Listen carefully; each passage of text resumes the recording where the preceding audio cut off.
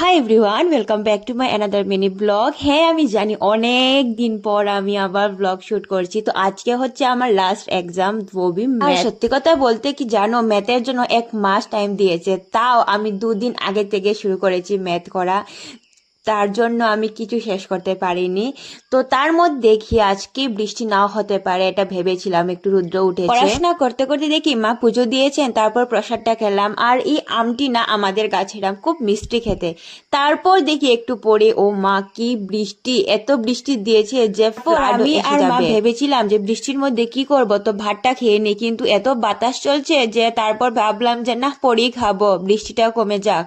তারপর দেখি মা, কিন্তু এক্সামের সময় মনে হয় না বৃষ্টি আর থাকবে, কারণ এক্সামরা 2টো থেকে। তো হ্যাঁ, তার আগেই বৃষ্টি কমে যাবে, কিন্তু এখন যে প্রচন্ড বৃষ্টি হয়েছে, এই ওয়েদারে মন আর বসবে না। তারপর আমি রেডি শেডি হলাম, কারণ একটু বৃষ্টি কমছে। তো মা বললেন যে চলে যায় এখন, যদি আবার বৃষ্টি এসে যায়। তো হ্যাঁ, আমি রেডি শেডি হয়ে চলে গেলাম কলেজে। তারপর কলেজ থেকে আমি ডাইরেক্ট বাড়িতে আসতে আসতে না সন্ধ্যা হয়েছে প্রায়। তারপর মা দেখছি এখানে পুজো দিচ্ছেন, আমি এখানে বসে নমুনা করছি, আমার চুলগুলো দেখছি। কিন্তু গাইস, আজকের এক্সামটা না ভীষণ মজা করে দিয়েছি। তো হ্যাঁ, তো আজকে লাস্ট এক্সাম। তো সন্ধ্যা হয়ে যাওয়ার পর ঠান্ডা ঠান্ডা মৌসুমে আমি আইসক্রিমটা খেলাম, যেটা বাবা এনেছেন আমার জন্য। তারপর একটু পরে পেট পুজো করলাম, কারণ এক্সাম থেকে আসার পর আমি কিছুই খাইনি।